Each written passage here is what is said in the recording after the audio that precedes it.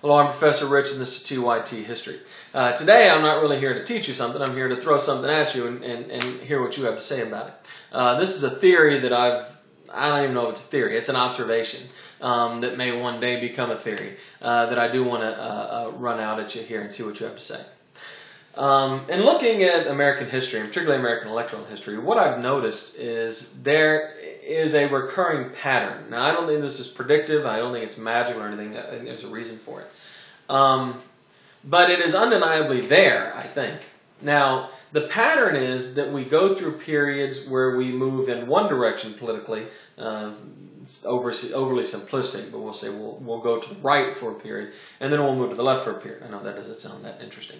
But there does seem to be a pattern in the way this happens. So let's start with 1860.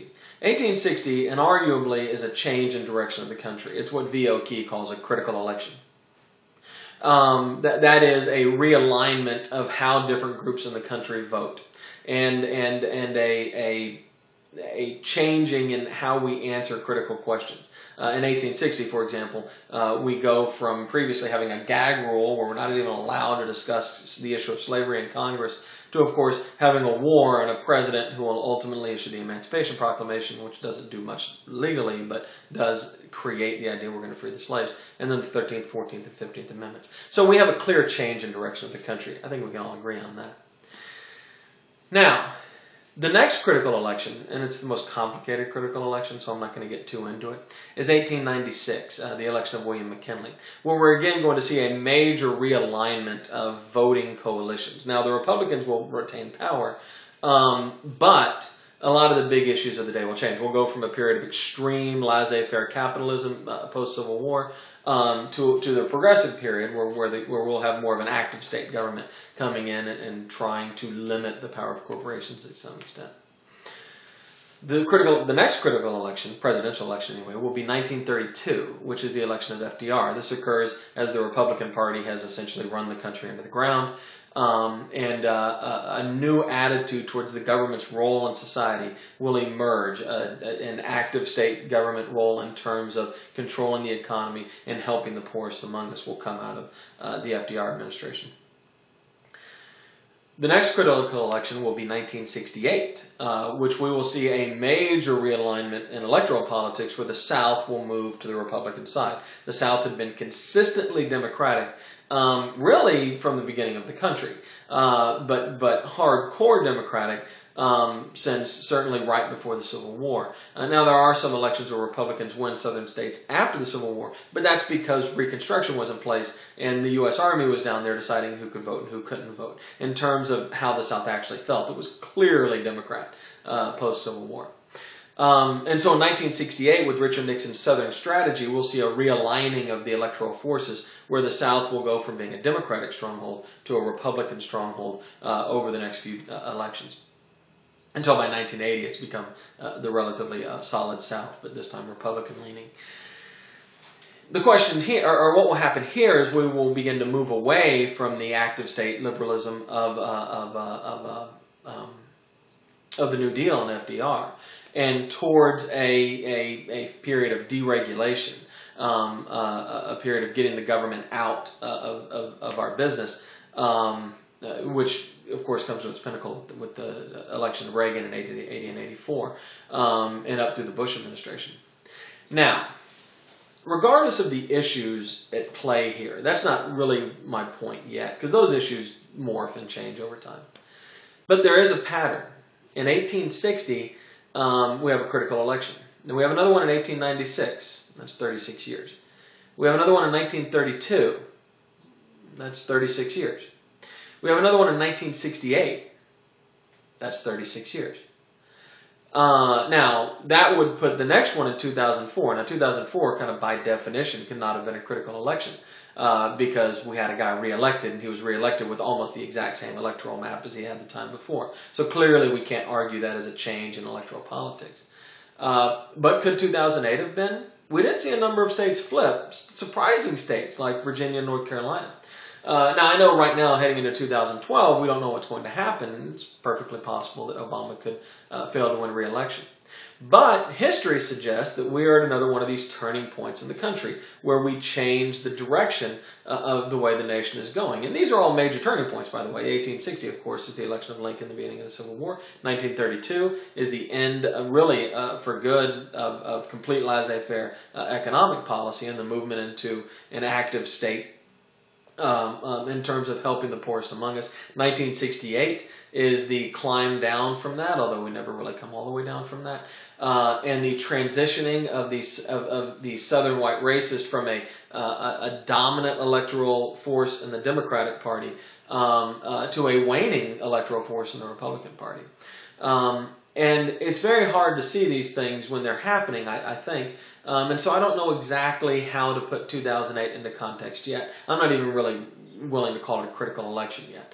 And in fact, if you want to get really technical, it might be 2006 that was more critical in terms of realigning of electoral politics. But it is inescapable that about every 36 years, we have these changes in our politics. Another way to look at this is 36 years is 9 elections, right? If you look at the 9 elections from 1860 to 1892, this is our first period I'm talking about here, you see the Republicans winning 7, the Democrats winning 2. If you look at the period from 1896 to 1928, that's the second period here, the Republicans actually retained control. They were able to very cleverly shift their own party to meet the political demands of the day. But they win 7, Democrats win 2. It's an interesting coincidence. From 1932 to 1966, the Democrats move into ascendance. They win 7 of those 9 elections. The Republicans win 2. Now, from 1968 to 2000, which is the next block of 9 elections, you see that the Republicans only winning 6 and the Democrats winning 3.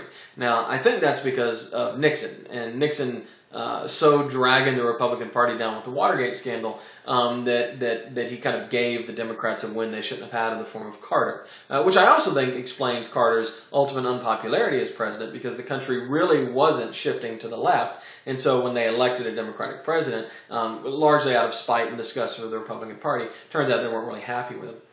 Now, so we do have a surprising degree of consistency, I think, in these periods where we have one party dominant, but we always have the other party winning a couple of elections. Now, with the exception of Carter, every non-ascendant president here serves 2 terms as well, which is maybe a coincidence, maybe not. You have Grover Cleveland's 2 terms in 1884 and 1892. They're not back-to-back, but keep in mind that he lost the 1888 election by getting more votes than his opponent Benjamin Harrison, but losing in the Electoral College.